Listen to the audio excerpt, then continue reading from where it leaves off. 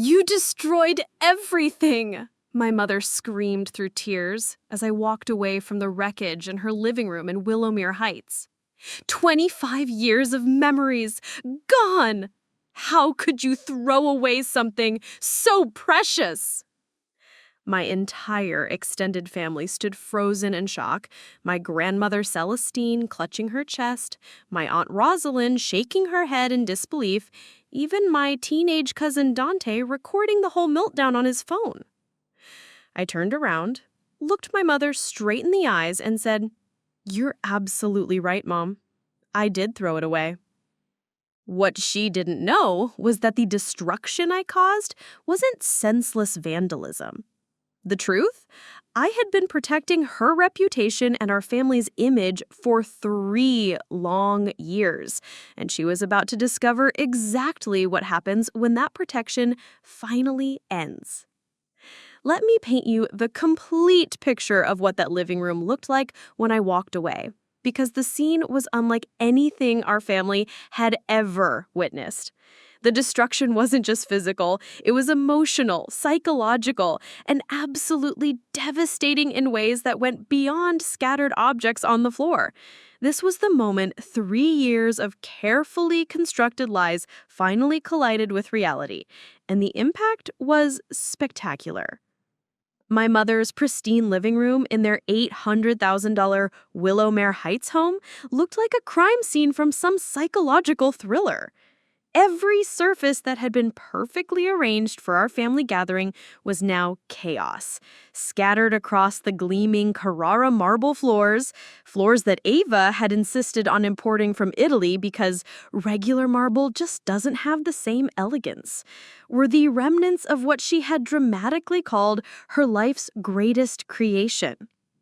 The memory box she had supposedly spent 8 months meticulously crafting for my father's 60th birthday celebration was now destroyed beyond recognition.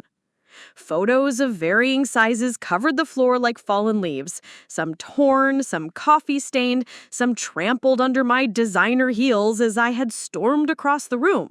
Handwritten letters were scattered everywhere, their carefully crafted script now smudged and illegible. Small mementos that had supposedly held decades of sentimental value were broken, bent, or completely destroyed. Ticket stubs that were meant to represent romantic evenings were now soggy from the coffee I had thrown across the room. Keepsakes that told the story of a perfect marriage were now just debris that would need to be swept up and thrown in the garbage where they belonged. The memory box itself, this supposedly precious mahogany creation with its hand-carved details and custom brass nameplate reading Theodore's Journey Through Love in elegant script, lay in at least 6 major pieces near their imported Italian marble fireplace. The destruction was so complete that even someone with advanced woodworking skills wouldn't have been able to repair it. The delicate brass hinges that Ava had specially ordered from a craftsman in Vermont were completely twisted and broken. The wood itself was splintered in ways that made it clear this hadn't been an accident, a moment of carelessness, or even a brief loss of control. This had been deliberate, forceful, methodical, and absolutely final. I had picked up that memory box, held it above my head like some kind of vengeful goddess, and hurled it with every ounce of strength I possessed. The sound it made when it hit the marble fireplace was satisfying in a way I hadn't expected. A loud crack, followed by the musical tinkling of small metal pieces scattering across the floor. The brass nameplate that Ava had cost nearly $200 to have custom engraved was now dented beyond recognition, its once proud declaration of love now looking more like a piece of scrap metal you'd find at a junkyard. The red velvet interior lining that Ava had specially ordered to match the curtains in their master bedroom was torn in multiple places and stained with coffee, wine from dinner, and what I'm pretty sure was some of the chocolate cake we'd been served for dessert. The little compartments that had been so carefully constructed to hold different categories of memories were now just splinters of wood and fragments of torn fabric. But here's what made the physical destruction even more devastating. Every single item in that box had been carefully selected not to preserve memories, but to create them, to fabricate them, to construct an entirely fictional narrative about my parents' marriage that bore almost no resemblance to reality. My mother, Evangeline Victoria Hartwell Morrison, though absolutely everyone calls her Eva because she thinks it sounds more sophisticated than her given name, was on her hands and knees in the middle of this chaos, wearing her expensive cream-colored St. John knit dress that had cost more than some people make in a month, and that dress had been selected specifically for today's family gathering, chosen because it made her look elegant, refined, and like the perfect wife and mother she had been pretending to be for decades. Now that perfect dress was stained with coffee, wine, and chocolate, and had a small tear near the knee where she had caught it on a piece of broken wood while frantically trying to gather the scattered evidence of her deceptions. Her perfectly styled auburn hair, which she had spent 2.5 hours at Salon Magnifique getting arranged in what she called effortless elegant waves, was now disheveled and falling in her face. Strands of hair stuck to her tear-streaked cheeks, and the expensive hairspray she used was no match for her frantic movements as she crawled around the floor. Her makeup, applied with the precision of someone who had worked for 15 years as a senior beauty consultant at the Nordstrom in downtown Crestfield, was now a disaster. The foundation she had carefully blended was streaking down her cheeks in uneven patches. Her mascara, the $80 waterproof formula she swore by, was apparently not designed to withstand the kind of sobbing she was doing now. Her lipstick, a sophisticated shade called Timeless Rose that had been perfectly applied before our family arrived, was now smudged across her chin and even on her hands where she had wiped her mouth. But here's what made this scene even more psychologically complex. Eva wasn't just crying. She was performing. Even in this moment of supposed raw emotion, even while surrounded by the physical evidence of her elaborate deception, even while her carefully constructed image crumbled around her, Eva was still acting. She was still putting on a show for the family members who had gathered in their spacious Willowmere Heights home for what was supposed to be a peaceful Sunday celebration of my father's milestone birthday. Her sobs were theatrical, designed to evoke maximum sympathy. Her frantic gathering of the scattered items was calculated to demonstrate how much these precious memories meant to her. Her repeated cries of 25 years of memories, gone, were strategically crafted to make everyone in the room believe that I had destroyed something genuinely valuable and meaningful. What Eva didn't realize was that her performance was exactly what had driven me to this breaking point. 3 years of watching her act, 3 years of being complicit in her theatrical presentations of devoted wifehood, 3 years of helping her construct elaborate performances while knowing the truth about what she was really doing when the curtain came down. My aunt, Rosalind Eva Morrison Fletcher, Eva's younger sister and the family's unofficial gossip coordinator, stood near the bay window, overlooking their perfectly manicured back garden. Rosalind was 51 years old, impeccably dressed in a burgundy wrap dress from Ann Taylor, and her blonde hair was styled in what she called professional casual, the perfect look for someone who worked as a top-producing real estate agent in downtown Crestfield's historic district. Her iPhone was already in her hand, and I could practically see the wheels turning in her head as she calculated how quickly she could text the rest of our extended family about this episode. Rosalind had perfected the art of making any family situation sound more dramatic than it actually was, turning minor disagreements into major feuds and small misunderstandings into scandalous revelations. She maintained a network of family communication that rivaled CNN in its speed and reach, and I knew that within an hour, every Morrison, Dubois, and Fletcher within a 50-mile radius would know that Izzy had some kind of breakdown at Ted's birthday dinner.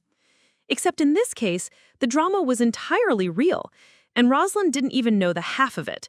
She thought she was witnessing a mental health crisis or a moment of inexplicable cruelty from someone she'd known since birth.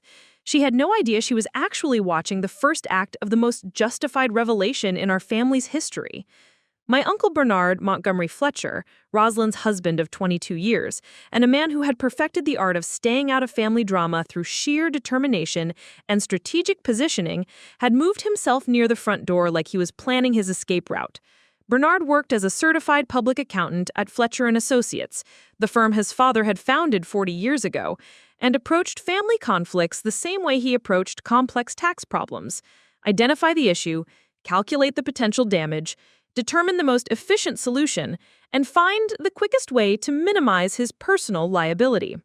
Smart man. If I had been in his position, I probably would have done the same thing. And then there was my cousin, Seraphina Grace Fletcher. Yes, our mothers had both chosen dramatic, old-fashioned names because they thought elegant names would somehow guarantee elegant lives, who had driven down from Portland specifically for Ted's birthday celebration. Seraphina was 25 years old, recently engaged to her longtime boyfriend Marcus, and still believed that family problems could be solved with enough love, understanding, and group hugs.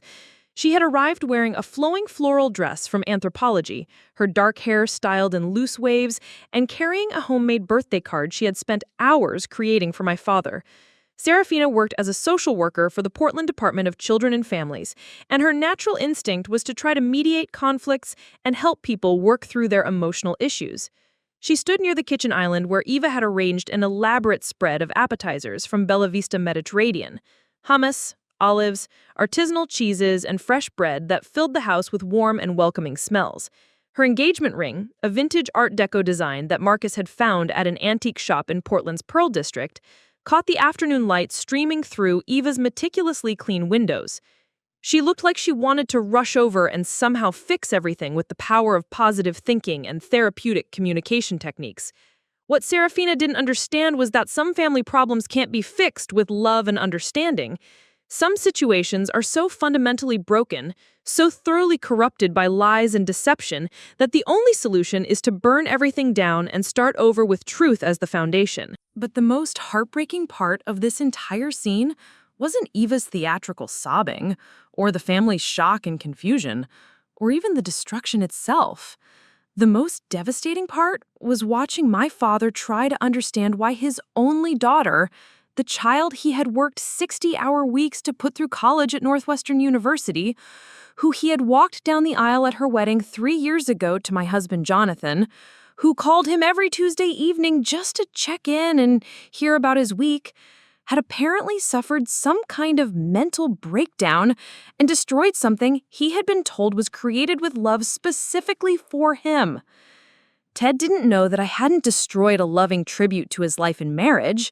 He didn't know that I had destroyed evidence of the most elaborate deception our family had ever seen. He didn't know that every single item in that memory box had been carefully crafted to support a fictional narrative about his marriage that bore no resemblance to reality. What Ted didn't understand was that his supposedly devoted wife had been living a double life for years, conducting affairs with multiple men while maintaining the perfect image of a loving, faithful spouse. He didn't know that the memory box was Eva's insurance policy, her way of creating physical evidence that could support her claims of devotion if anyone ever questioned her commitment to their marriage.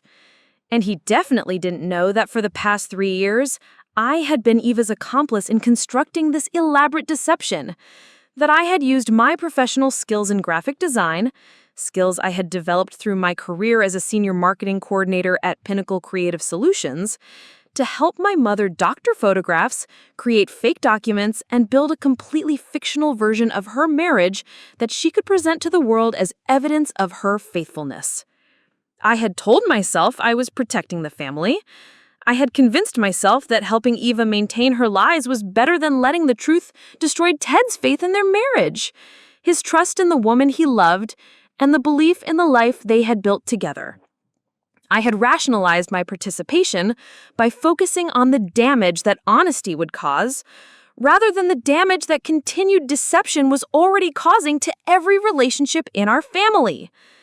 But standing there in that living room, watching Eva perform her grief over the destroyed memories, watching my father's confused pain as he tried to understand why I had apparently hurt him so deeply, watching my extended family witness what they thought was my complete mental breakdown, I finally understood what I had really been doing for 3 years.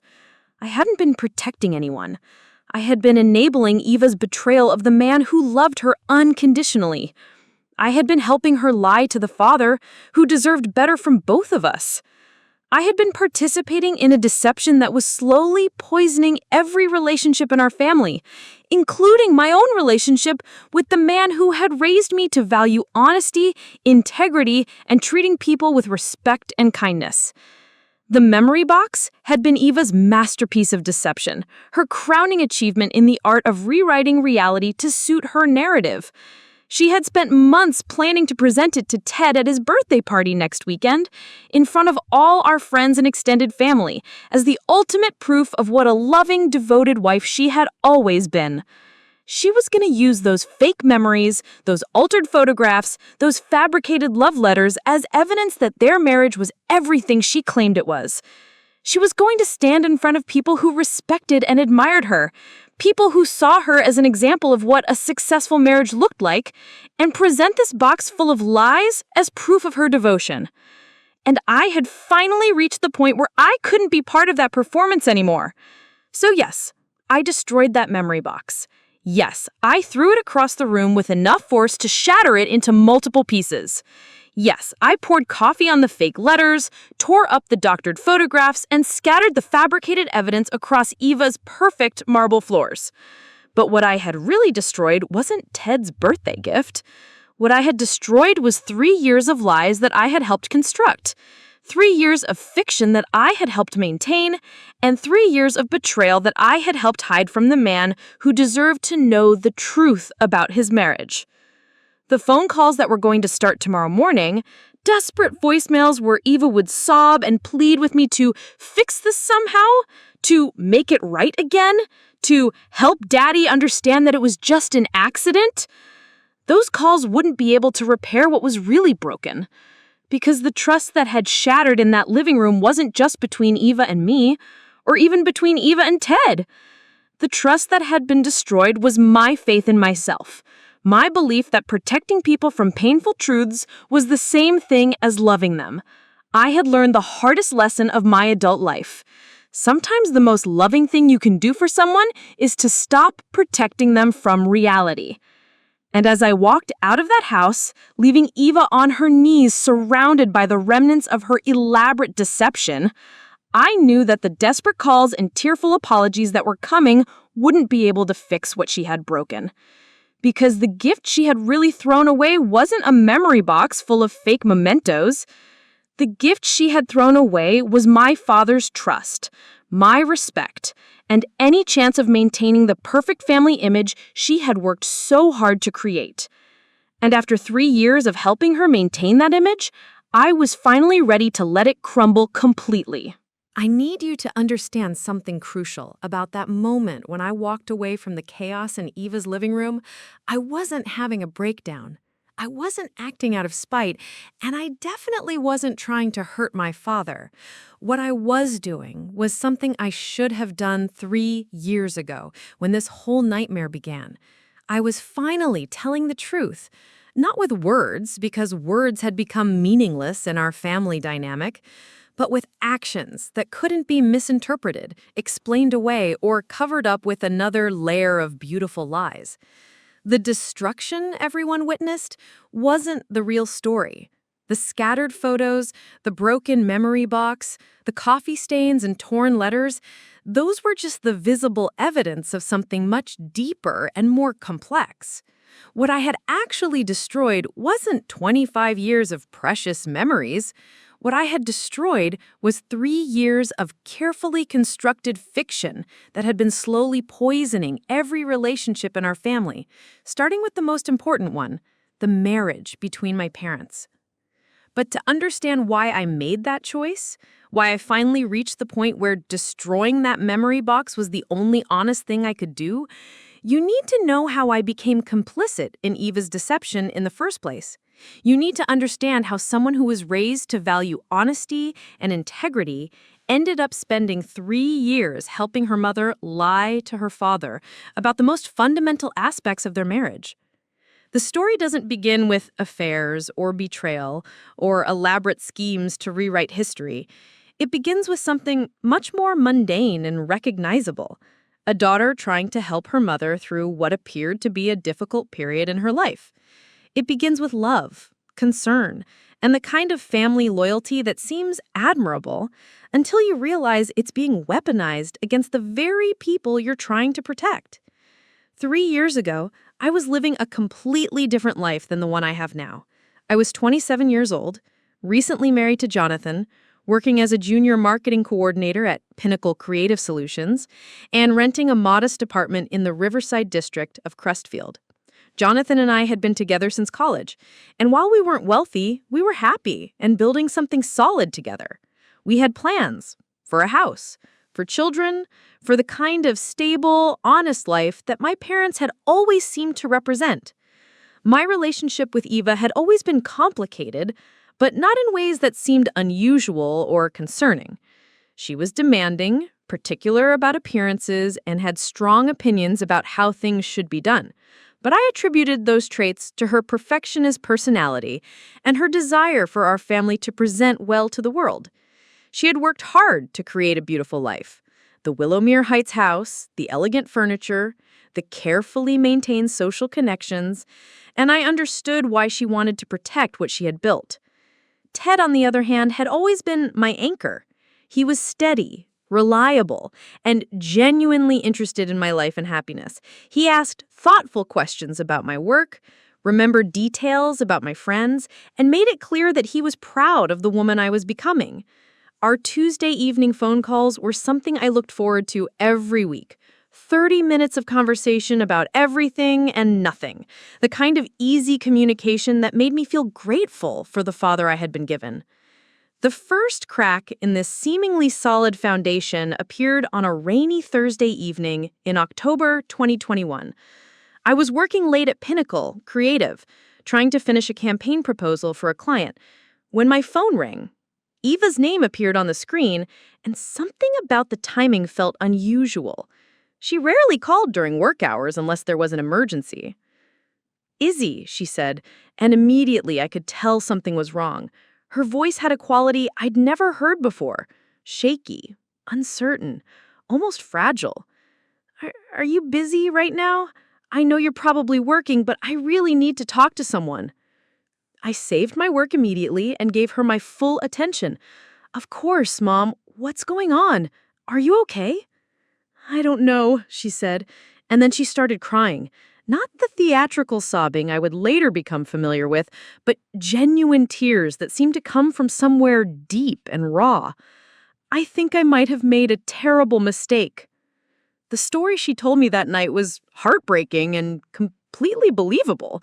She had been feeling disconnected from Ted for months, she said.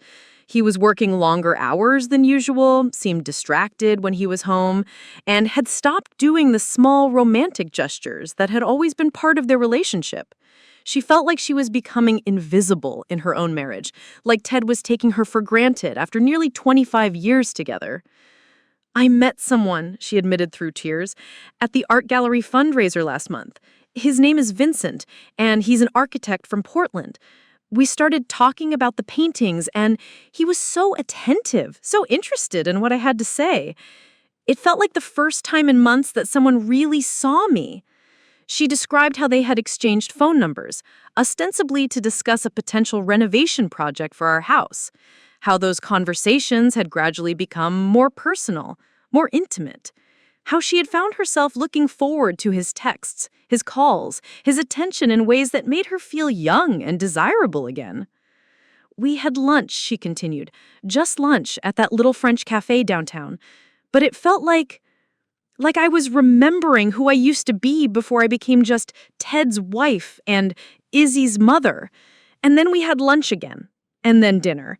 And I know it's wrong. I know I'm married, but I can't seem to stop myself." What made this confession so powerful was how she framed it. Eva wasn't telling me about an affair.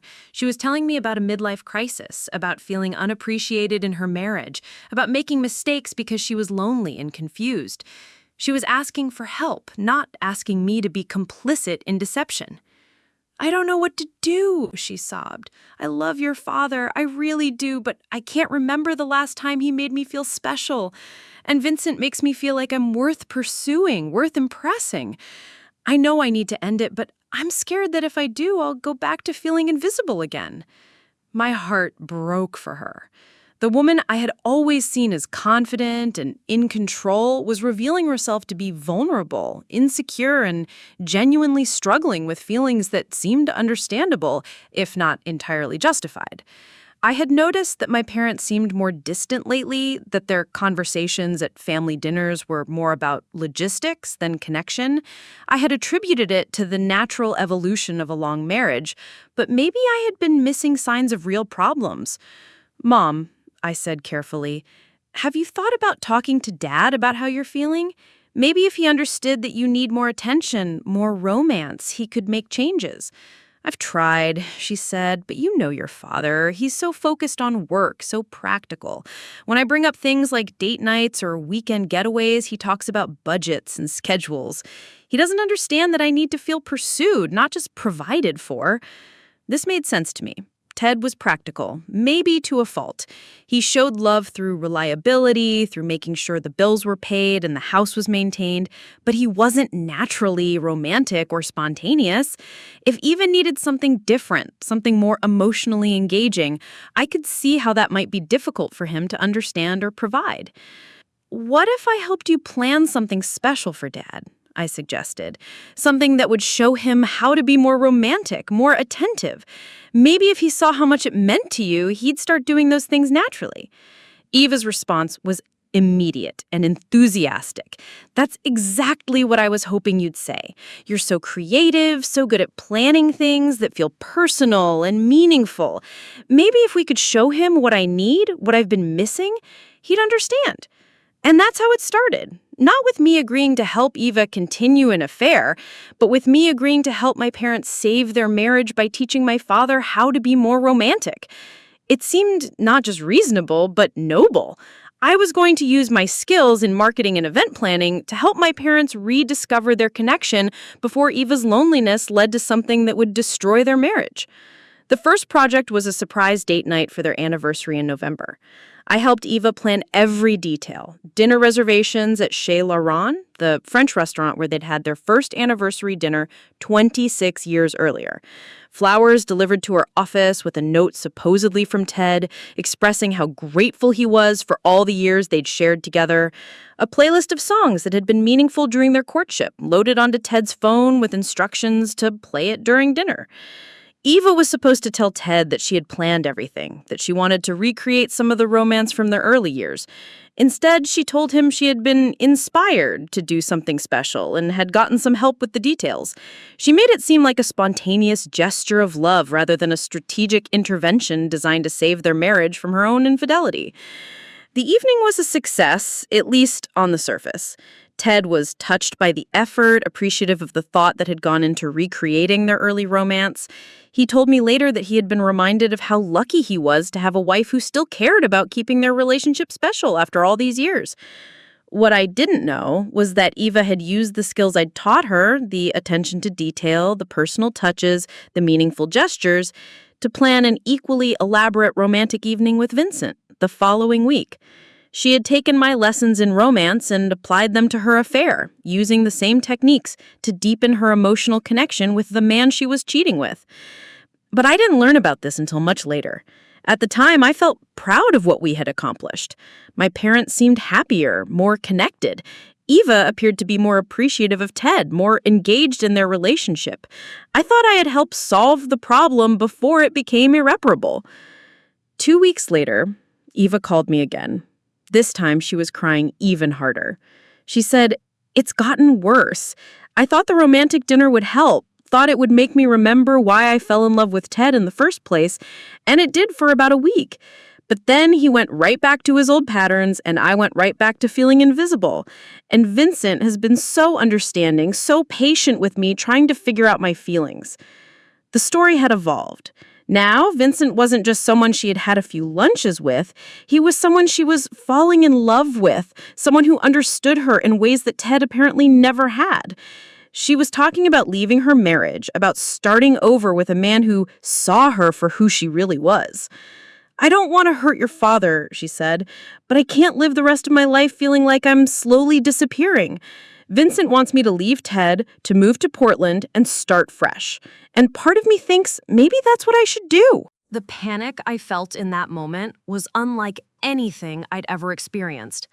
The idea of my parents' marriage ending, of our family being torn apart, of Ted discovering that his wife had fallen in love with someone else, it was unthinkable.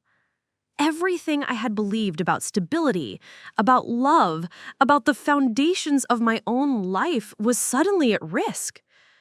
"Mom, please," I begged, "don't make any decisions right now. You're emotional, you're confused. Give me some time to think about this, to figure out how to help." "What can you possibly do?" she asked. "You can't make Ted into someone he's not.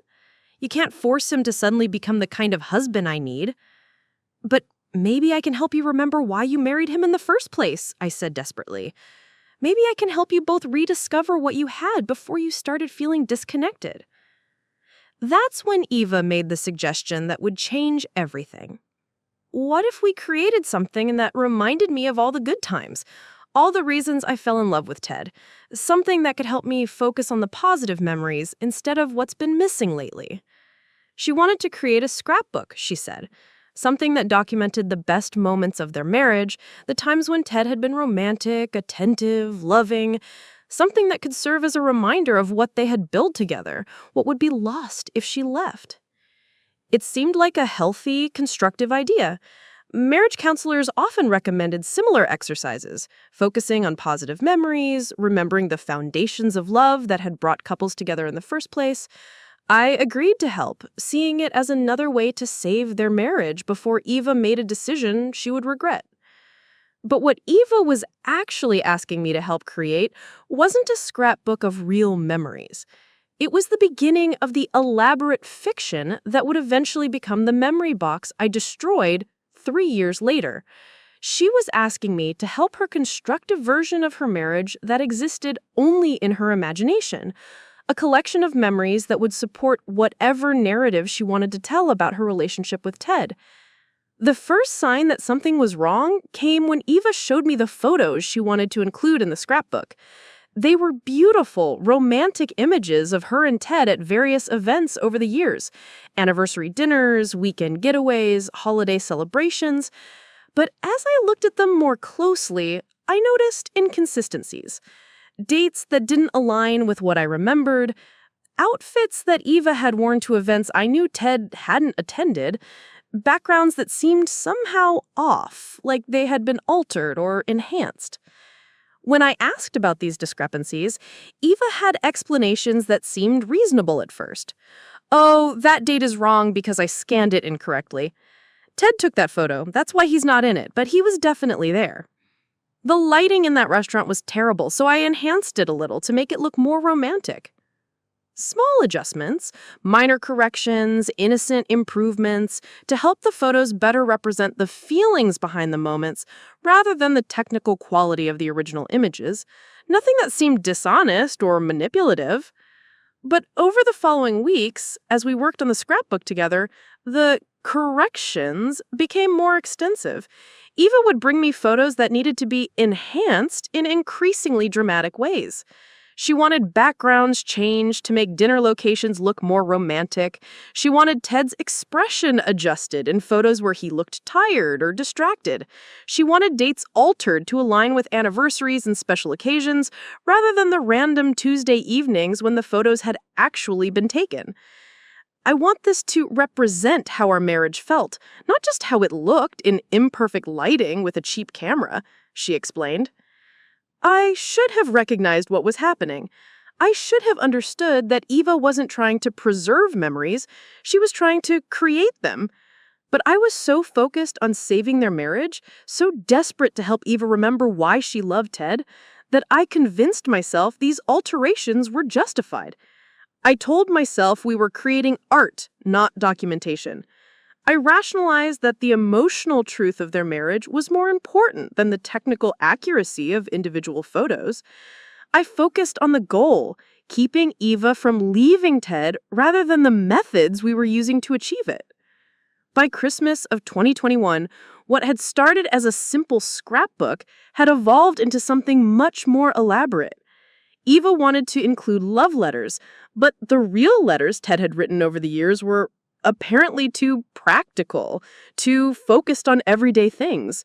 She wanted letters that were more romantic, more poetic, more expressive of deep emotional connection. "Could you help me rewrite some of these?" she asked. "Not change what Ted meant, just help him express it more beautifully." And I did. I took Ted's straightforward, honest expressions of love and transformed them into elaborate romantic declarations that sounded more like something from a Nicholas Sparks novel than something my practical, down-to-earth father would actually write. I told myself I was helping Eva see the romance that was implicit in Ted's simple, genuine words. What I was actually doing was helping her create evidence of a marriage that existed only in her imagination. A project consumed months of our time. Every few weeks, Eva would call with new ideas, new materials she wanted to include, new ways to make the scrapbook more meaningful and impactful. She wanted ticket stubs from dates they had taken. But the real ticket stubs were from movies Ted had found boring or restaurants where the service had been poor, so we created new ones from dates that would have been perfect. She wanted receipts from romantic dinners, but the real receipts were often from meals they had shared while discussing practical matters like household repairs or Jonathan and Mai's wedding planning. So we created receipts from dinners that would have been focused entirely on love and connection. The project consumed months of our time. Every few weeks, Eva would call with new ideas, new materials she wanted to include, new ways to make the scrapbook more meaningful and impactful. She wanted ticket stubs from dates they had taken, but the real ticket stubs were from movies Ted had found boring or restaurants where the service had been poor. So we created new ones from dates that would have been perfect. She wanted receipts from romantic dinners, but the real receipts were often from meals they had shared while discussing practical matters like household repairs or Jonathan's and my wedding planning. So we created receipts from dinners that would have been focused entirely on love and connection. She wanted photos from weekend getaways, but many of their real getaways had been interrupted by work calls or family obligations. So we created photos that showed only the romantic moments, the perfect lighting, the expressions of pure happiness and connection. By the spring of 2022, I had spent hundreds of hours helping Eva construct a completely fictional version of her marriage. And the most insidious part was how gradually it happened, how each small alteration led naturally to the next, how easy it became to justify increasingly elaborate deceptions in service of what I believed was a noble goal. Ava's affair with Vincent had supposedly ended by then, or at least that's what she told me. She claimed that working on the scrapbook had reminded her of everything she loved about Ted, had helped her rediscover her appreciation for the marriage she had been ready to abandon. She said she had broken things off with Vincent and recommitted herself to making her marriage work. I felt like a hero. I had saved my parents' marriage through creativity, dedication, and strategic intervention. The scrapbook was beautiful, meaningful, and had apparently served its purpose of helping Ava remember why she loved Ted. I was proud of what we had accomplished together, proud of the role I had played in preserving our family's stability. What I didn't know was that Ava had simply become more careful about her affairs. She had learned from her experience with Vincent that emotional affairs were dangerous because they led to uncomfortable feelings and difficult decisions. Physical affairs, on the other hand, could be compartmentalized, managed, kept separate from her real life with Ted. She had also learned something else from our scrapbook project, that I was skilled at creating fictional evidence, that I was willing to help construct narratives that served our family's needs, and that I could be trusted to keep secrets if I believed I was protecting people I loved. The scrapbook became her template for something much more ambitious, a comprehensive documentation of a perfect marriage that she could use to support any narrative she wanted to tell about her relationship with Ted. not just to herself, but to anyone who might question her devotion, her faithfulness, or her commitment to the life they had built together. And I had taught her exactly how to do it. The phone call that would change everything came on a Tuesday evening in June 2022, exactly 18 months after Eva's first confession about Vincent. I was at home with Jonathan, cooking dinner and looking forward to my usual Tuesday evening call with Ted when Eva called first. "Izzy," she said, and I immediately knew we were entering dangerous territory again. "I need your help with something, and I need you to promise me you won't judge me or ask too many questions." The favor she was asking seemed small at first. She wanted me to use my graphic design skills to make a few adjustments to some photos from a recent anniversary dinner she and Ted had shared. The lighting had been poor, she said, and Ted looked tired in most of the shots. She wanted to give him prints of the photos as a surprise, but she wanted them to look more romantic and flattering. I should have said no. I should have recognized that we were crossing a line from creative enhancement to deliberate deception. But the request seemed harmless, and I had already spent so many hours helping Eva with similar projects that it felt like a natural extension of work we had already been doing. When I finished the photo edits and sent them to Eva, her response was immediate and enthusiastic. "These are perfect! You made us look so happy and connected. This is exactly how I want us to remember this evening." A week later, she called with another request, then another, each one seemingly small and reasonable, each one building on the skills and techniques we had developed during the scrapbook project. I was creating altered photos, enhanced documents, and improved versions of real memories so frequently that it began to feel like a regular part-time job. What I didn't realize was that Eva was using these materials to create alibis for her activities, to construct proof of devotion that could counteract any suspicions Ted might develop, and to build a comprehensive false narrative about their marriage that she could use to present to anyone who questioned her faithfulness, or her commitment to the life they had built together. And I had taught her exactly how to do it. The memory box I destroyed 3 years later wasn't just a collection of fake memories. It was a sophisticated deception system designed to provide Eva with unassailable evidence of her love and devotion to Ted, no matter what accusations might be made against her or what proof of her affairs might surface. And I had been her willing accomplice in creating every piece of fraudulent evidence it contained. See, there's something I haven't told you yet about my 3 years as Eva's accomplice. While I was helping her create fake evidence of her devotion to Ted, I was also inadvertently documenting her real activities. Every time she asked me to alter a photo, create a fake receipt, or enhance a memory, she was also revealing where she had actually been and what she had actually been doing. When Eva asked me to create a receipt for a romantic dinner with Ted on March 15th, 2023, I knew it was fake because I had helped Ted plan a surprise birthday party for his business partner that same evening, an event Eva had claimed she couldn't attend because she was feeling under the weather. But hotel parking receipts I found in her car while helping her clean it the following week told a different story. When Eva asked me to alter photos to make it look like she and Ted had spent a romantic weekend in Napa Valley in June 2023, I knew she had actually gone alone because Ted had been visiting his mother in Sacramento that weekend. But credit card statements I accidentally saw while helping her organize her desk revealed charges at restaurants and wine bars in Napa Valley that were clearly for 2 people. When Eva asked me to create fake love letters, supposedly written by Ted, expressing his gratitude for her support during his stressful period at work in September 2023, I knew Ted had actually been struggling because Eva had been emotionally unavailable and distracted during that exact time period. But I had also seen the charges on her phone bill for hundreds of texts and hours of calls to numbers that weren't Ted's, weren't mine, and weren't anyone else in our family. For 3 years, while I was helping Eva construct her fictional perfect marriage, I was also unintentionally building a comprehensive record of her real activities. Every lie she asked me to create revealed a truth she was trying to hide. By the time I destroyed the memory box, I had documented evidence of at least 4 different affairs Eva had conducted during our 3-year collaboration.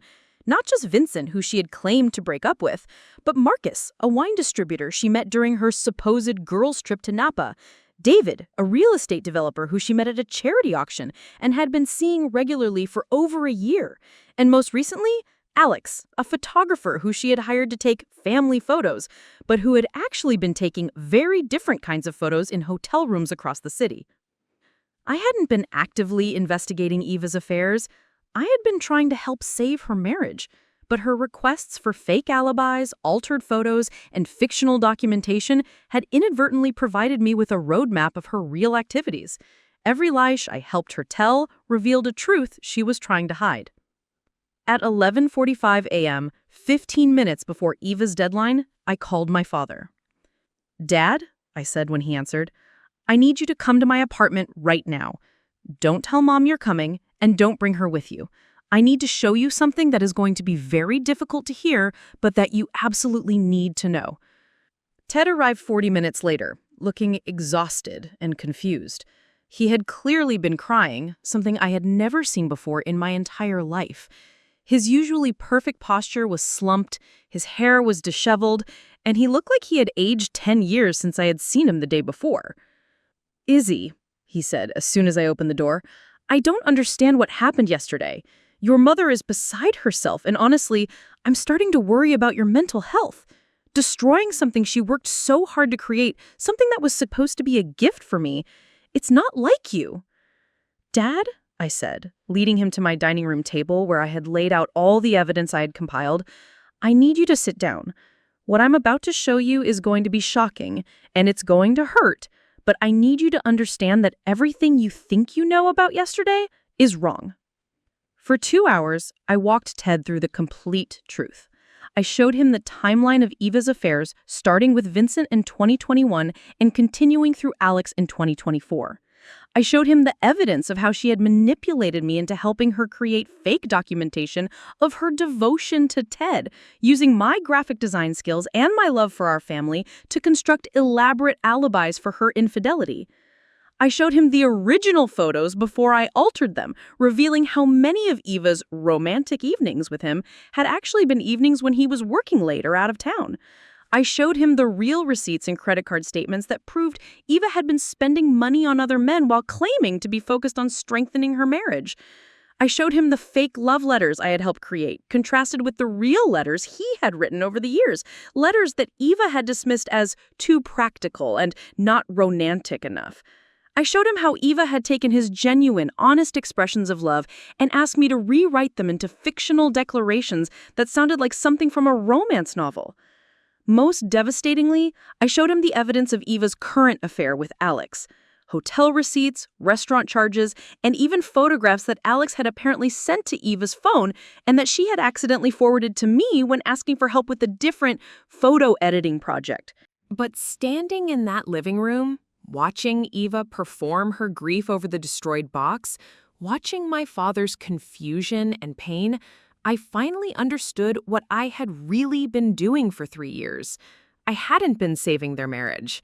I hadn't been protecting our family. I had been enabling Eva to betray Ted with confidence, knowing that she had comprehensive proof of her devotion that could be used to discredit any evidence of her affairs. The desperate phone calls that started the next morning, the tearful voicemails where Eva begged me to fix this somehow, to help Daddy understand, those calls couldn't repair what was really broken. Because what was broken wasn't a memory box full of fake mementos. What was broken was the trust between Eva and Ted, the relationship between Eva and me, and my faith in my own judgment about what it means to protect the people you love. And no amount of crying, pleading, or desperate calls could fix what 3 years of deliberate deception had destroyed. The phone started ringing at 6:47 a.m. the morning after I destroyed the memory box. I know the exact time because I was already awake, sitting at my kitchen table in the apartment Jonathan and I had moved to in Harborview District, drinking coffee and staring at my phone, waiting for exactly this moment. Eva's name appeared on the screen, and I let it ring until it went to voicemail. Then it rang again, and again, and again. By the time Jonathan left for work at 8:15 a.m., Eva had called 17 times and left 12 voicemails. I hadn't listened to any of them yet, but I could see the increasing length of each message, starting at 30 seconds, building to over 4 minutes, and I could imagine the escalating desperation in her voice. "Aren't you going to answer?" Jonathan asked, kissing me goodbye at the door. He was wearing the navy suit I'd bought him for our anniversary, looking handsome and concerned and completely unaware that our life was about to change dramatically. "Your mom seems pretty upset about whatever happened yesterday." Jonathan had attended the family dinner, had witnessed the entire memory box destruction, but Eva's performance had been so convincing that even my husband, someone who knew me better than anyone, believed I had suffered some kind of emotional breakdown. He was worried about my mental health, not suspicious about Eva's motivations. "She's upset," I agreed, "but not for the reasons she's claiming. I need to handle this carefully." "Izzy," Jonathan said gently, taking my hands in his, "I know your mom can be difficult sometimes, but destroying something she made for your dad, that's not like you. Maybe you should call Dr. Patterson just to talk through whatever you're feeling right now." Dr. Patterson was the therapist I had seen briefly after college when I was struggling with anxiety about starting my career. The fact that Jonathan was suggesting therapy meant he was genuinely concerned that I was having some kind of mental health crisis. "I'm not having a breakdown," I told him. "I'm finally thinking clearly for the first time in 3 years. But I need you to trust me for a few more days while I figure out how to explain everything." After Jonathan left for work, I finally listened to Eva's voicemails. The progression was exactly what I had expected: confusion, hurt, anger, desperation, and finally, threats. The first message left at 6:47 a.m. "Izzy, honey, I don't understand what happened yesterday. I know you'd been stressed with work and everything, but destroying Daddy's gift like that? We need to talk. Please call me back." The third message, left at 7:23 a.m., "Izzy, this is serious. Your father is devastated. He spent all night asking me what he did wrong, why his own daughter would want to hurt him like this. We need to figure out how to fix this before it tears our family apart." The seventh message, left at 8:01 a.m., "I don't know what's gotten into you, but this behavior is unacceptable. That memory box took me months to create, and it meant everything to your father. You owe both of us an explanation and an apology." The 12th message, left at 8:52 a.m., "If you don't call me back by noon, I'm going to have to tell your father the truth about everything, about Vincent, about the problems we've been having, about how I asked for your help to save our marriage. Is that what you want? For him to know that his perfect daughter has been lying to him for years?" There it was, the threat that I had been waiting for. Eva was going to use my complicity and her deceptions as leverage to force me back into line. She was going to tell Ted that I had been helping her lie to him, that I had been part of whatever problems existed in their marriage, that I was just as guilty as she was. What Eva didn't realize was that I was counting on exactly this threat, because she had just given me the perfect opening to tell Ted everything I had been protecting him from for 3 years. I spent the morning preparing. I gathered every piece of evidence I had of Eva's deceptions, the original photos before I altered them, the real documents before we created fake ones, screenshots of our text conversations about the various projects we had worked on together. I organized everything chronologically, creating a timeline that told the complete story of how Eva had manipulated me into helping her construct a fictional version of her marriage. But most importantly, I prepared the evidence Eva didn't know I had, documentation of her ongoing affairs. Ted didn't say much during my presentation. He asked clarifying questions, requested to see certain pieces of evidence again, and occasionally made small sounds of pain or disbelief. But mostly he just listened, absorbed the information, and processed the complete destruction of everything he had believed about his marriage and his wife. When I finished, he sat quietly for several minutes, staring at the evidence spread across my dining room table. "The memory box," he finally said. "That was all fake, too?" "Every single item," I confirmed. "The photos were altered, the letters were rewritten, the receipts were created, the mementos were either fake or taken from events you didn't actually attend together. She was planning to give it to you at your birthday party next week as proof of how devoted she's always been." "But why would she go to all that trouble? If she was having affairs, if she didn't really love me, why not just leave? Why create this elaborate charade?" "Because," I said, "Eva doesn't want to leave you. She wants to have affairs and stay married to you. She wants the respectability and financial security of being your wife, plus the excitement and attention of relationships with other men. The memory box wasn't a gift, it was insurance. Evidence she could point to if anyone ever questioned her devotion or if any proof of her affairs surfaced." Ted was quiet again for a long time. Finally, he looked at me with eyes that were both grateful and heartbroken. "You've been protecting me from this for 3 years?" "I thought I was protecting our family," I said. "I thought I was helping save your marriage by giving Eva what she said she needed to recommit to your relationship.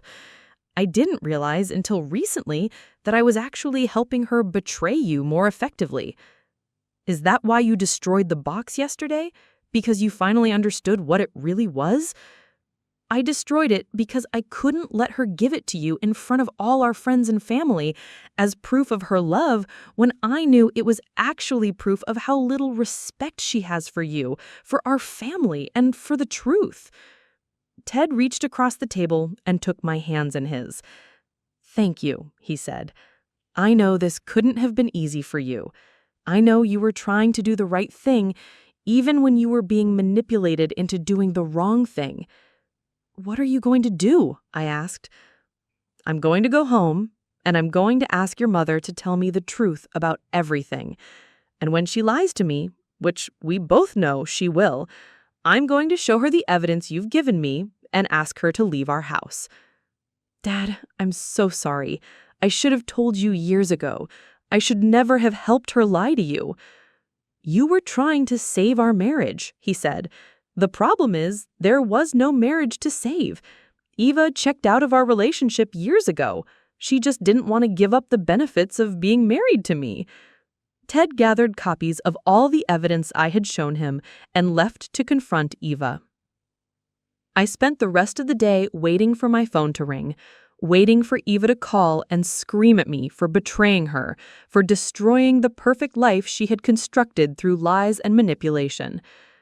The call came at 7:23 p.m. "You have destroyed everything," Eva said, her voice cold and controlled in a way I had never heard before. 28 years of marriage, gone. Your father's trust in me, gone. Our family's reputation, gone. I hope you're happy with what you've accomplished." "I didn't destroy your marriage, Mom. You did. I just stopped helping you hide it." "Your father is asking me to move out," she continued, as if I hadn't spoken. "He says he needs time to decide whether our marriage can be salvaged. Do you understand what you've done? Do you understand that you've ruined not just my life, but your father's life too? Dad deserves to make decisions about his life based on truth, not lies." "Truth?" Eva laughed bitterly. "The truth is that marriage is complicated, that people have needs that their spouses can't always meet, that sometimes you have to make compromises to keep a family together. The truth is that I never stopped loving my father even when I was getting needs met elsewhere. The truth is that you've been lying to Dad for years while using me to create fake evidence of your devotion. The truth is that you've been spending his money on affairs while convincing him that you were working on strengthening your marriage. I'm your mother." And for the first time in the conversation, her voice cracked slightly. "How could you betray me like this? How could you choose your father over me?" "I didn't choose Dad over you, Mom. I chose honesty over lies. I chose protecting someone I love from being deceived over helping someone I love deceive others." Eva hung up without saying goodbye. 3 weeks later, my parents' divorce was finalized through an expedited process that Ted's lawyer had arranged. Eva moved to Portland to be closer to Alex, her photographer boyfriend, taking only her personal belongings and a financial settlement that was much smaller than she would have received if Ted hadn't had comprehensive evidence of her adultery. The family gathering for Ted's actual 60th birthday was small and quiet.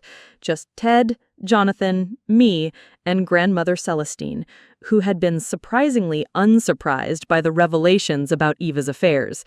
She always knew something wasn't right, she told us over dinner. A woman doesn't work that hard to prove her devotion unless she has something to hide. Ted has been seeing a therapist to work through the emotional impact of discovering that his marriage was built on lies. He's also been dating, something that seemed impossible to imagine just a few months ago, but which now seems like the natural progression for someone who has been freed from a relationship that was slowly destroying his ability to trust his own instincts. The desperate phone calls from Eva stopped after the first month. The tearful voicemails where she begged me to fix this somehow, to make Daddy understand that it was all a mistake, gradually gave way to angry messages about how I had destroyed our family for no reason, and finally to silence. But the most important change has been in my relationship with Ted.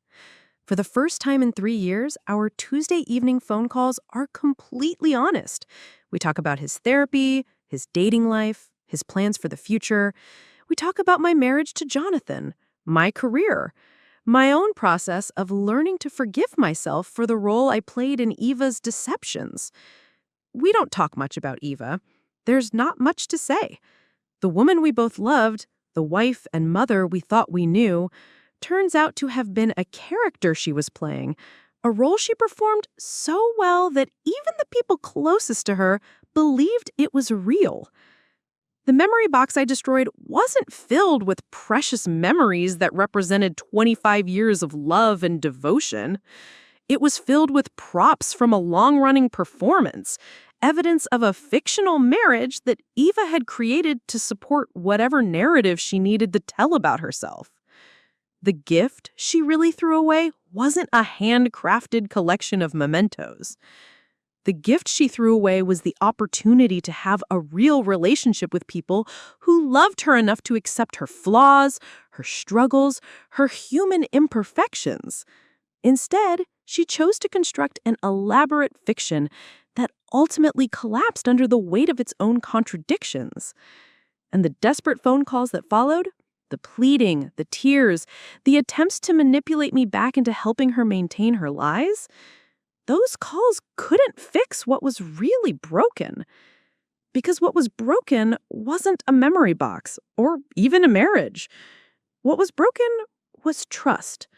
And once you've spent years systematically destroying trust through deliberate deception, no amount of crying, pleading, or desperate phone calls can rebuild what you've demolished. I learned the hardest lesson of my adult life. Sometimes the most loving thing you can do for someone is to stop protecting them from the consequences of their choices. Sometimes the most honest thing you can do is to refuse to participate in maintaining a beautiful lie. And sometimes destroying something that looks precious and meaningful is actually the most courageous thing you can do. Because what you're really destroying isn't love or devotion or family harmony. What you're destroying is the lie that's been slowly poisoning everything real and authentic in your life. The trashed gift wasn't the memory box. The trashed gift was the trust Eva had thrown away through years of deception, manipulation, and betrayal. And no desperate phone calls could ever bring that gift back.